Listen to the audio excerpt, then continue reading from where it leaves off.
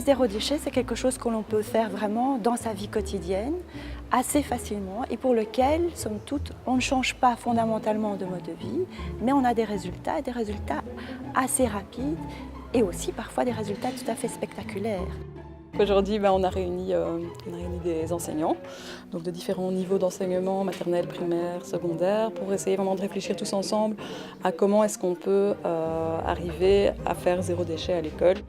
Il est de notre devoir, nous les enseignants, de les conscientiser par rapport à cette problématique de l'environnement et surtout à la thématique des déchets, parce que quand on se rend compte que l'océan est rempli de plastique, il faut les informer et il faut leur dire, voilà, est-ce qu'on n'est pas nous capables de changer notre comportement un petit peu tous les jours, et si tout le monde s'y met, je pense que la planète ira beaucoup mieux. On a ouvert une petite épicerie qui évite pas mal de déchets, qui est aussi fair trade, qui vise vraiment le durable. Afval vormt een groot probleem. En vandaag proberen we eens bij de beste stap, afval voorkomen, te blijven plakken.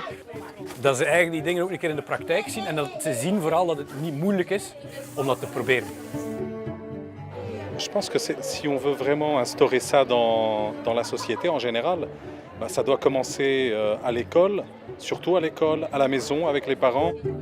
L'aspect méthodologique de comment mener un projet, le mettre en place pour qu'il dure aussi dans l'école, pour que tous les efforts ne soient pas tombés à l'eau l'année d'après. Là, on a des associations qui viennent sur le terrain vous aider à mettre en place une éco-team, à avoir un plan d'action. Souvent, il y a l'aspect financier qui peut être vu comme un obstacle, mais donc là, on est là pour aider, vu qu'on offre une bourse aux écoles. We hebben gebabbeld over allerlei dingen, over grondstoffen en over afval en over sorteren. En uiteindelijk, als je kijkt, hebben we alleen maar GFT-afval. Maar is dat eigenlijk afval? Nee, want dat verandert in compost. Quand on décide de ne plus polluer, ce n'est pas uniquement à l'école, c'est une différence dans le mode de vie, c'est vraiment éviter de gaspiller dans notre vie de tous les jours et faire des efforts au quotidien, et aussi apporter ces informations qu'on apprend à notre entourage et essayer de progressivement faire bouger la société, quoi.